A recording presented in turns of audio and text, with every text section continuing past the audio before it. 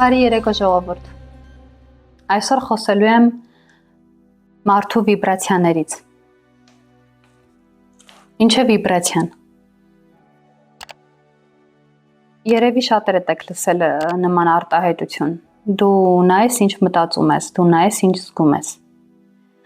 Եթե ուզում ես հարուստ լինես, ուրեմն պետքա դու ապրես ինչպես հարուստը։ Դա չի նշանակում, որ դու պետք է ամեն օր ընտրես ռեստորաններում, հագնվես բրենդային հագուստներ, ոսկյա զարդեր կրես։ Նորից եկանք նումերոլոգիային։ Այստեղ ամենակարևորը, որ դու քեզ զգաս հարուստ։ Իսկ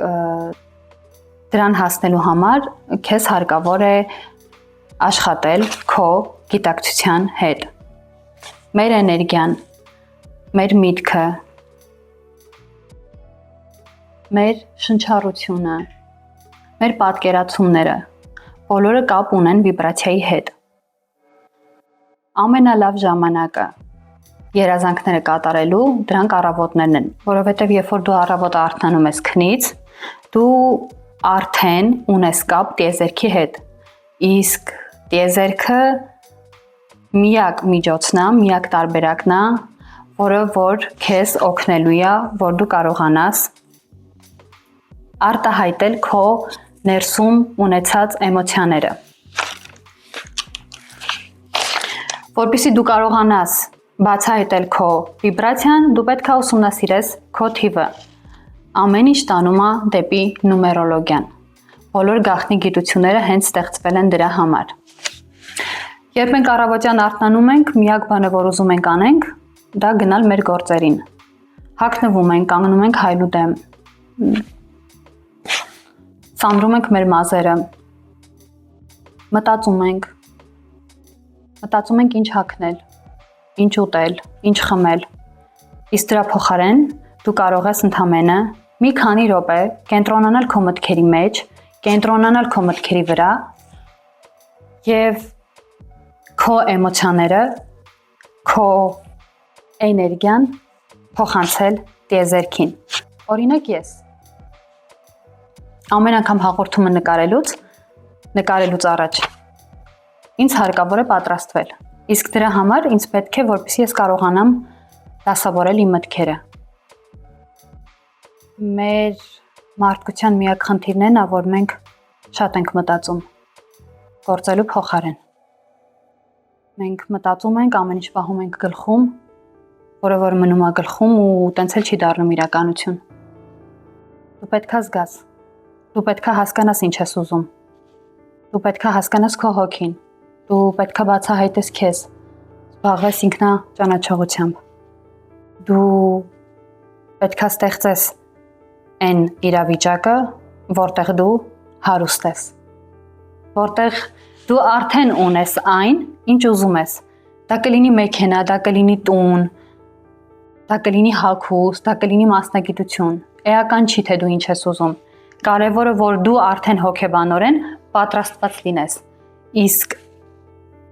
դրան պատրաստվելու համար քեզ հարկավոր է ուսումնասիրել նումերոլոգիա։ Նումերոլոգիան քեզ ոչինչ չի պարտադրում։ Այն սովորական հաշվարկ է։ Ես իմ անցած հաղորդման էլ ասեցի, որ դա գուշակություն չի։ Շատերը դա խառնում են գուշակության հետ։ Մարդիկ մտածում են, եթե դու նրանց մասին որևէ ինֆորմացիա ես տալիս, դու գուշակ ես։ Չէ, ժողովուրդ, դա կապ չունի։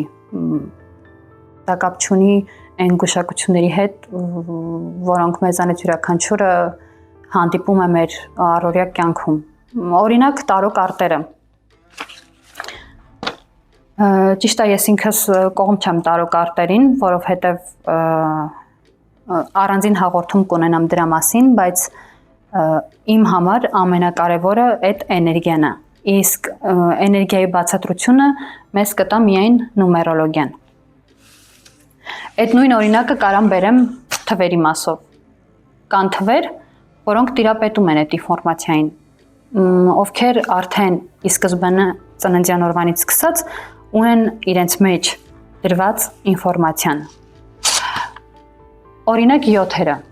Ովքեր են 7-երը։ Մարդիկ, ովքեր ծնվել են 7, 16 եւ 25 թվի տակ։ Այս մարդիկ անմիջական կապ ունեն տիեզերքի հետ։ Նրանց ցանկացած միտք դառնում է նյութական, նույն մատերիալնի ասվածը։ Նյութական աշխարհում ամեն ինչ հնարավոր է, եթե դու կարողանում ես ճիշտ աշխատել քո էներգիայի հետ։ Ինչպես դա անել։ Քո ծննդյան թիվը դա քո գիտակցությունը։ Քո ծննդյան թվի մեջ, քո ծնված օրվանից ամեն ինչ կա դրված։ Ինչու եմ վերում 7-երի օրինակը, որովհետև սա աշխարհում ամենաուժեղ էներգիան է։ Ինչով է նրա ուժեղ լինելը կայանում։ Այս մարդիկ կարողանում են ստեղծել իրավիճակներ, մանավանդ կրիզիս իրավիճակներ, որովհետև մանավանդ գործի բերումով աշխատավայրում, երբ որ լինում են խնդիրներ, որոնց լուծումը դու չես կարողանում գտնել, դրանից շատ հեշտ դուրս են գալիս հենց այդ մարդիկ, ովքեր ծնվել են 7, 16, 25 թվի տակ։ Բայց այս մարդիկ շատ տարբեր են իրարից։ 7-ը դա ամենամաքուր էներգիան է։ Այս մարդիկ կարողանում են տեսնել ապագան։ Այս մարդիկ կարողանում են կանխատեսել։ Հիմա կասեք, ես ծնվել եմ 7 թվի տակ, բայց չունեմ այդ շնորհը ու եթե անգամ ունեմ, ինչպես այն զարգացնել։ 7-երի մասին ես կունենամ նաև առանձին հաղորդում, թե ինչպես զարգացնել, ինչպես բացահայտել եւ ինչպես աշխատել, որպեսզի քո էներգիան ծառայի քո համար։ Ու ոչ միայն քո համար, այն կարող է նաև օգտակար լինել քեզ շրջապատող մարդկանց համար, որովհետև այս մարդիկ տեսնում են այն, ինչ որ չեն նկատում շատ շատերը։ Բայց կա նաև մի էներգիա 4, 13, 22 եւ 31։ Այս մարդիկ կարողանում են տեսնել անցյալը։ Նրանք էլ կարողանում են անել կանխատեսումներ, ինչպես 7-երը։ Մարդիկ, ովքեր ծնվել են 7, 16 եւ 25 թվերի տակ։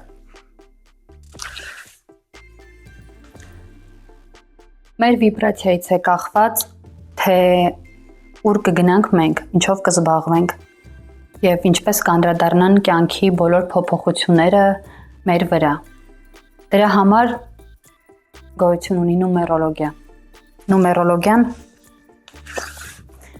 միակ գիտություն է, որը որ հաստատված չէ, սակայն աշխատում է մարդու օգտին։ Մարդու էներգիաների, հոգու, վիբրացիաների մասին երևի այսօր այսքանը, ես դեռ կանդրադառնամ այս թեմային, ձեզ շատ սիրում եմ,